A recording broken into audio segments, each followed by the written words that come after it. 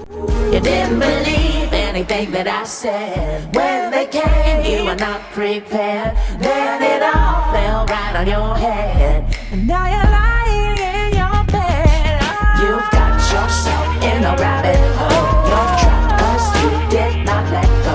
You took that bait and now Hey everybody, it's Kerry with Alice Eats the Apple, and my sister, Dr. Joy, is here with me today, and we decided to just do a show. Awesome. I'm happy to be here. Don't look so enthusiastic. I kind of am forcing her. No, this is just the perfect. So she and I could not be more opposite in a lot of ways. That's probably true. Would you She's agree? the yin to my yang. I love that. I love that. Yes.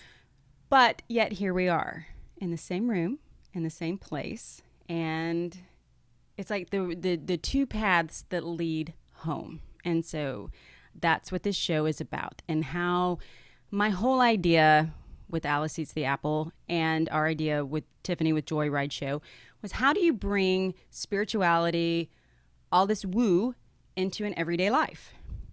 That's what this is about.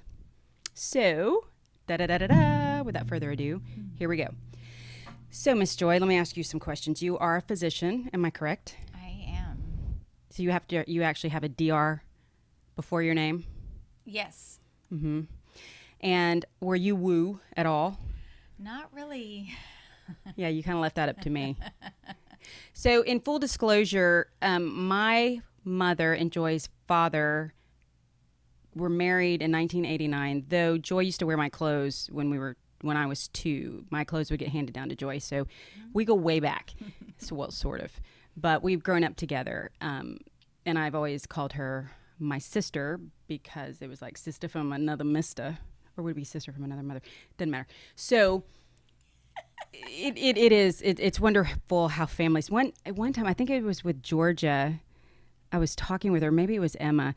And she said the first time I read with her, she said, it's like you have a really small family, but you really don't. It's like you've compiled this huge family, and I think that's really true. Families, I agree. they come in all different directions and sizes, and so you have had some experiences, and you have cracked open. I mean, I think that I was probably a little more open to the woo. What do you think? Well, definitely. You've been more open than I have because I come from such a scientific background that it's just kind of, if it's not in science, it's not real.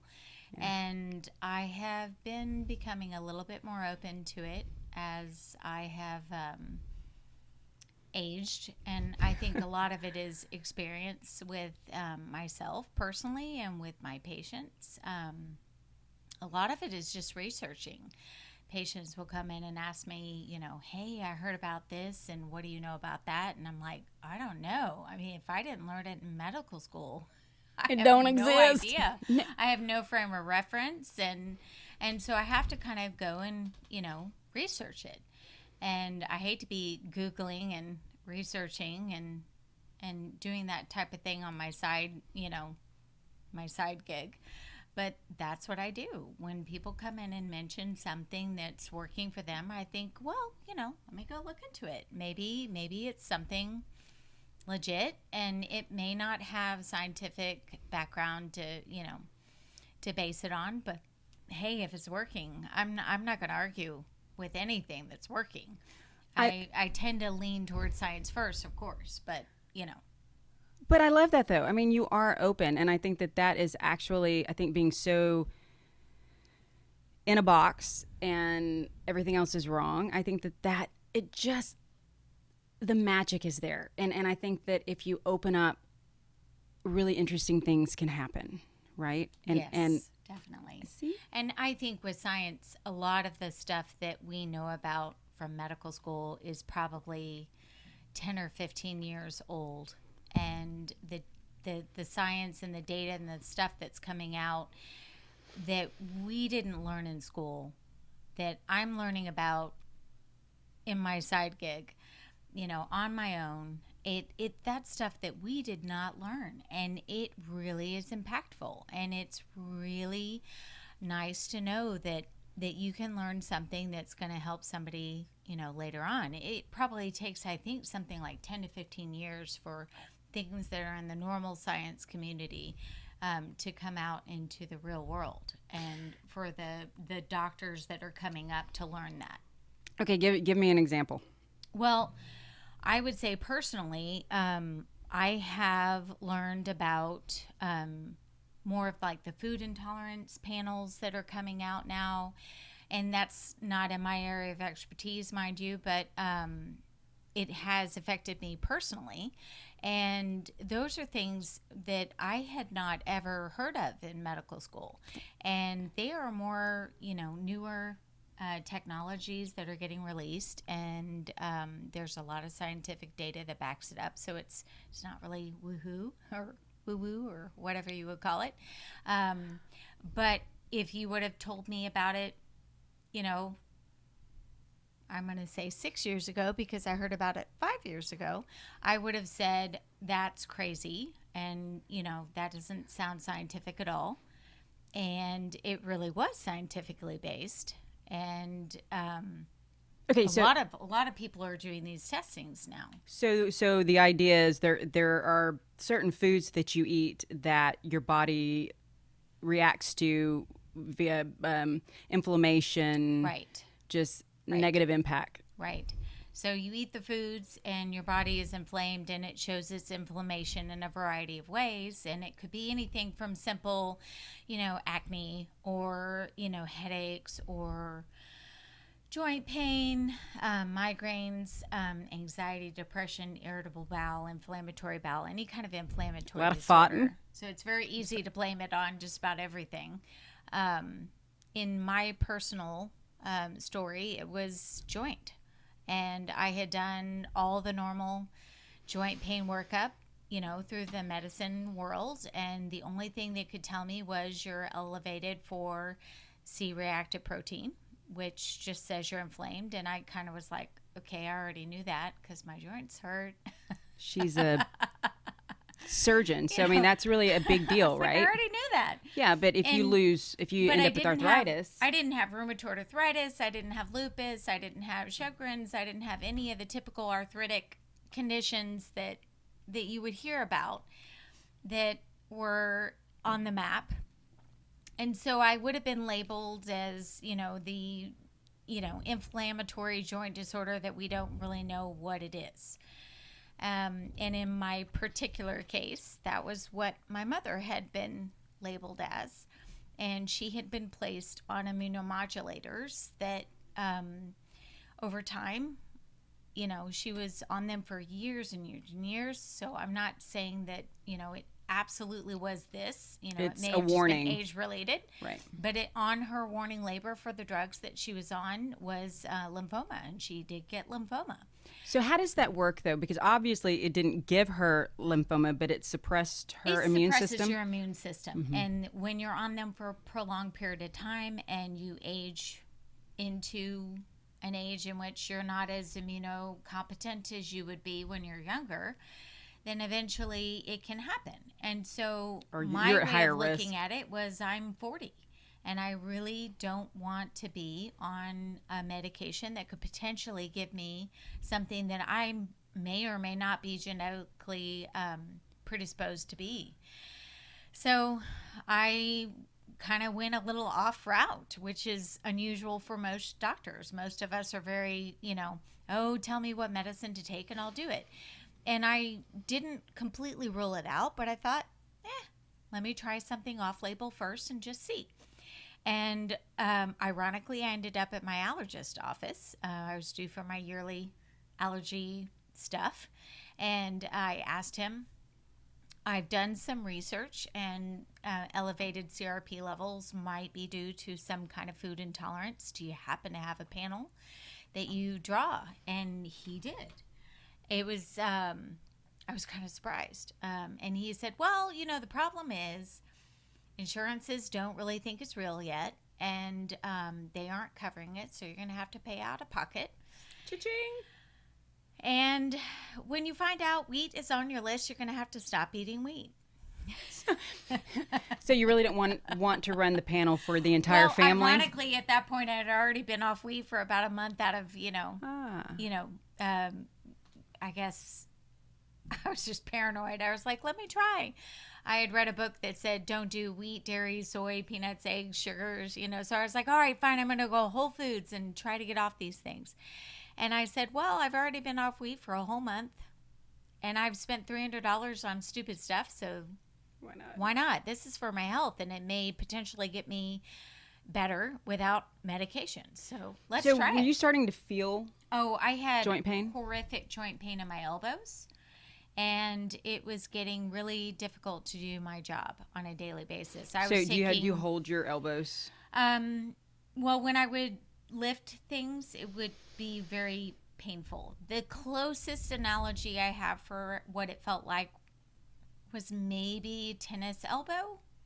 If you've ever had tennis elbow and you go to lift something up, it was like that kind of pain. But it was all on the upper joint and the bottom joint. And it was not in the joint itself. It was in like the muscular tissue. And it was on both elbows. So it was just, painful to go to work and do my job. And I tried anti-inflammatories and they were only minimal helpful. Well, and you don't want to be on that Well, forever. no, and I certainly didn't want to be on anything like a narcotic or something. And that doesn't really make me Why do my job Vicodin? well. I mean, you don't want to take Vicodin and then go in and operate? I mean, No, not really. So I was able to muddle through, but it wasn't really what I had in mind for long term. Well, and also watching your mother with what she went through. So it could be genetic. Could be. So then I got the testing back, and lo and behold, I had 12 different food allergies that weren't allergies. I eat peanuts and die allergies, and then I have a delayed reaction. So my reaction was somewhere between 4 and 72 hours later, which is why it was so difficult to figure out what was the food. You're right. When they gave me the list, I was able to say, okay, fine, I'm not going to eat any of these 12 foods out of 300 things that were on my list. And I just went through my foods and basically did a whole foods diet. And I said, I'm going to only eat the foods that I'm green for. So they labeled it kind of like a stoplight, green, yellow, and red. And the greens were, go for it. The yellows were proceed with caution, and the reds were like, absolutely do not eat them. But wait. How do you do this when you have children, because you're a mom and you have 2 boys, you have a husband? I mean, like how do you say, Honestly, okay, I don't eat this, this, and this. And Yeah. it's random things, right? it was very random. Honestly, I just prepped for myself for a while. It was probably 6 months where I did just my own food. I did not go out to eat. I was very, very strict. And it was like night and day. Absolutely mind-blowing. Honestly, never thought. No, I'm laughing because I'm reacting like I'm just hearing I never this. thought it would happen. And it was like the joint pain just completely disappeared. And then there were just a bunch of bonuses that came with it. It was Like weight loss, absolutely clear shocking. skin. I lost a little bit of weight, but it probably was because a lot of the foods that were on my list weren't exactly the most healthy things for me to eat from a caloric standpoint. Ironically, cauliflower was on my red list. It makes me gassy. It's just not good for me. And I it makes your breath cannot smell eat bad. it. I cannot eat Sorry, cauliflower. Cannot eat cauliflower. But It's but on what my if it's red broken list. down? I mean, I say that, but I love to make mashed potatoes so often. I still can't eat it. I've had it as, tortillas. I've had it as cauliflower tortillas? rice. I've had it as Wait, cauliflower tortillas? they make tortillas, pizza, everything. So if I've I seen didn't pizza. know what I know now, I would be eating Thinking you it's know, healthier. carb-free, gluten-free. It's not really carb-free because, cauliflower is a carb. But nowadays, everybody's doing cauliflower tortillas and cauliflower rice, and I don't eat that because it's on my no-no list. And my allergist basically said eat anything on the green list that you've eaten before. And if you are green for papaya, don't start eating papaya right now if you've never had it before. Just eat the stuff that you've eaten before. So I just did that. And I felt amazing within a month. And my joint pain went away. And then the bonuses that came were all the bowel symptoms, IBS, my sinusitis, my allergies that I thought I had, they were gone. So The itchy back of the throat, itchy ears, the acne, eczema. I haven't had eczema in 6 or 7 years. all of that? All of that Okay. completely resolved. So were there things on your list that were on your green list that you were thinking, okay, surely everyone says dairy's bad or everyone says this is bad, that you were like, I can eat it? There is not really a whole lot on my green list that is a typical quote unquote bad food. Dairy and soy and wheat were on my list for both. Red was wheat and yellow was dairy and soy. So you were kind of iffy on it. I was not shocked. I mean, those are kind of the typical, please don't eat those. So I just went for substitutions. So are there anything, like, I know that casein is a big no-no, the way the body breaks down the dairy in the casein. It was tested normal for me. Really? So that wasn't it. So could you eat, let's say, not milk, but our kids just got home, not milk, but heavy cream or heavy or half and half? Because it still has milk in it. But was there a part of the milk? I can have an almond milk. I can have a coconut milk. But I can not a actually cow have milk. cheese, which is ironic. Now, are there different cheeses you can't have? They said American cheese and what was the other one? Cheddar cheese, I think. And it had to do with how it was broken down. Mm-hmm. And so I've played with like clarified butter, ghee, and I do fine with that. But if I have butter, I can make you some. It's not good. So we went to a woman, okay, I'm totally squirreling here, but we went to a woman's divine workshop and we learned how to make ghee and we put love in the ghee. Oh. You want me to make you some lovey ghee? You actually put love in it? Like love in the as ghee. your ingredient. Don't be a smartass, yes. Okay, I love it. I will make you some. No, I like that because I believe it's an alternative. And now, I know that you recommended a place because I know I've been intrigued with watching what you've gone through and how you've been successful, because I know that there are times where you may go onto the naughty list and then you pull it back. You're like, okay, I will indulge in this. I know that I will feel it in a couple of days, but then, it's worth the price. I occasionally go on to my red list or my yellow list, and naughty no-no list.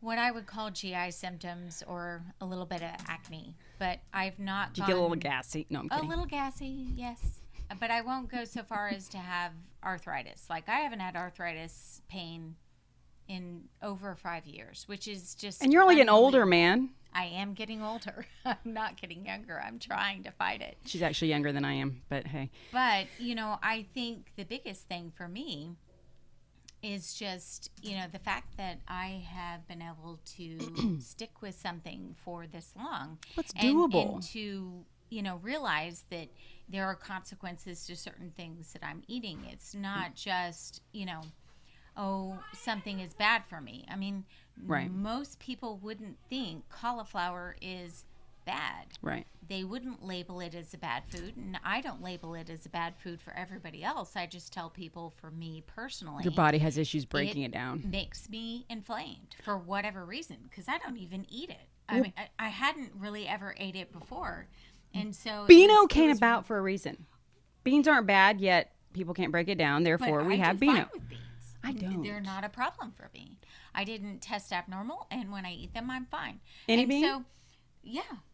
But you're petting my dog, by the way. I'm petting your dog.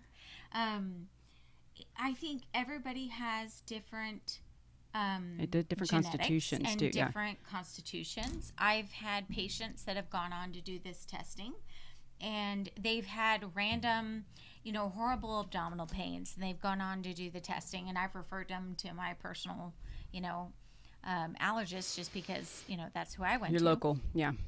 And my personal favorite story is my Italian patient who tested abnormal for onions, garlic, oregano, basil. and I looked at her and I was like, oh my goodness, you got kicked out of the Italian club. This is horrible. And she said, yes, it is horrible, but I feel better. It's My worth abdominal pain is completely gone. And I would never have expected to have gotten that kind of, advice from somebody who does what you do. And I told her, I said, you were just in the right place at the right time.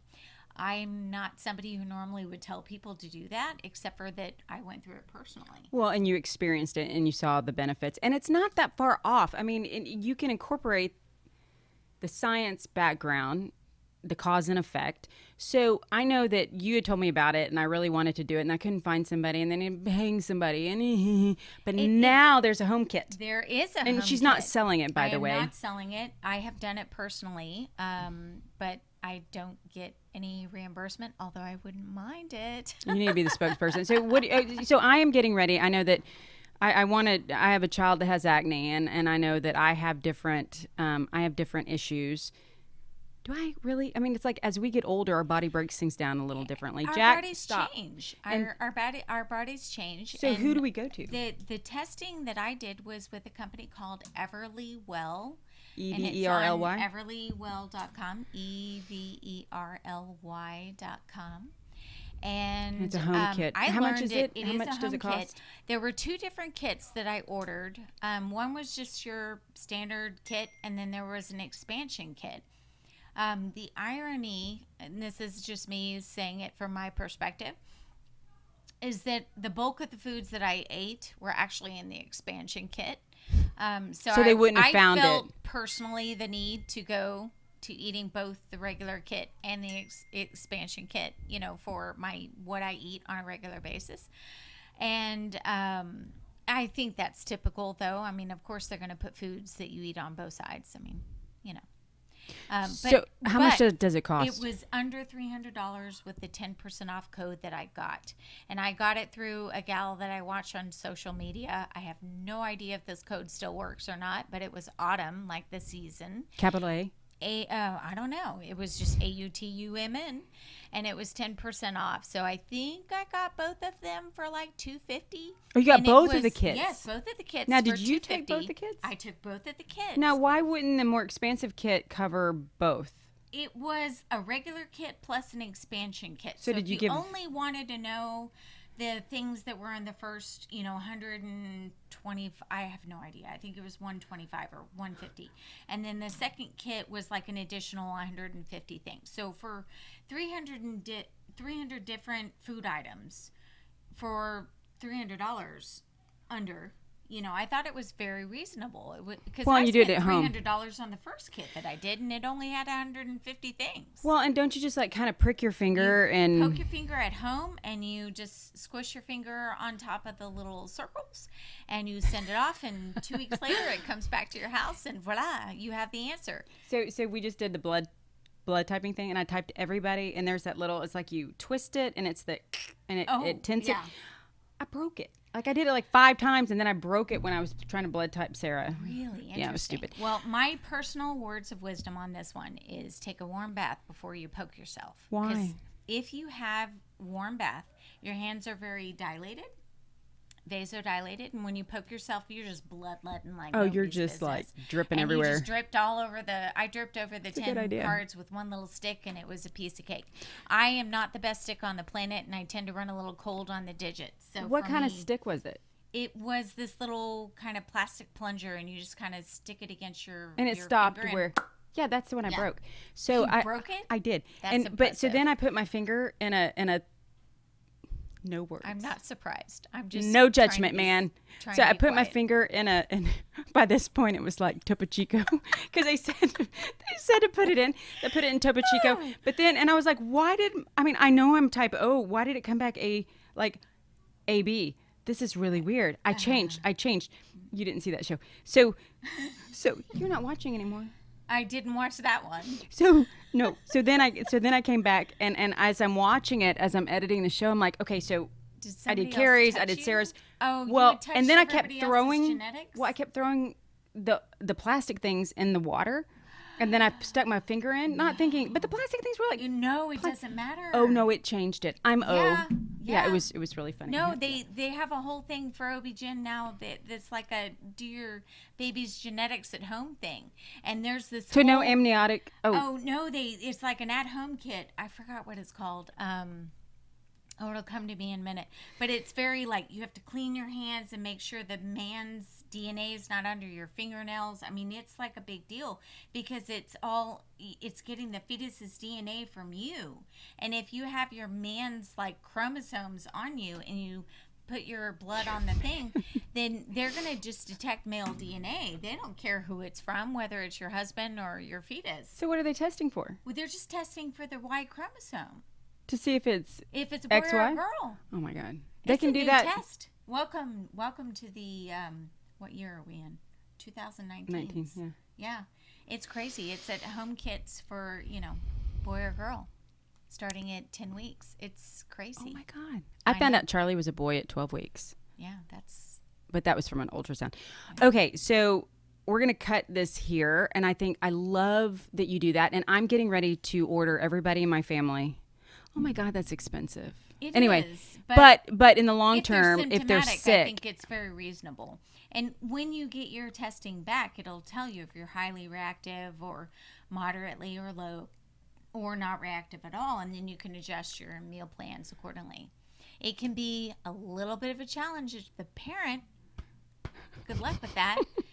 To sous chef for 5 different people's testing, you may want to do it just one at a time. Okay, so I was always the mother when the kid said, I don't like that. I'm like, I'm not making 3 different things. You're going to suck it up and eat it, or you're going to go hungry. I mean, I was never the mother that said, okay, this kid doesn't eat this, and this kid doesn't eat that, so I will make 5 different meals. Oh, no. My suggestion would be, if you're in this situation that you're having to cook for Find the several commonality, people, yeah. is you might want to consider something A chef. like hunk of meat, hunk of vegetable, hunk of fruit, and a variety of options in which people can pick and choose from the things that work with their diet. That's personally what I have found to work for me.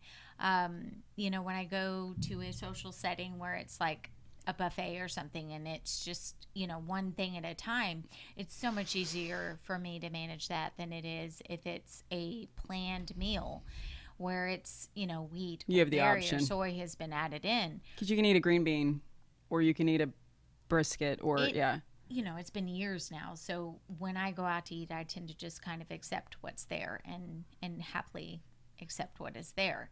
But initially I was very much like, I remember. There's wheat and dairy and soy I remember. and I can't eat it. And it felt very, very, anxiety provoking. And a lot of times, in order to minimize that, I would just bring my own food and tell people, that's I'm fun. so sorry. I just cannot eat what you're serving right now. Your food sucks. And it felt very socially awkward to do that, but I did. When you're trying to find the health benefit, and then I found it's the not that you're balance being a over pain in time. the ass because I'm vegan and Nowadays, I think people are so much more accepting. People are gluten intolerant and they're vegan and they're this and they're that. And do you remember? Okay, so we went raw vegan, and I was saying this on the last show. We went raw vegan, I don't know, like 3 weeks. for how long? 3 weeks, smart ass. So, and I remember going to New Braunfels and went to the parents' house, and my sweet mom, who was so supportive in 99.9% of the ways, she's like, I'm not going to cook like that, right? I'm like, no. I don't expect anybody to go out of their way.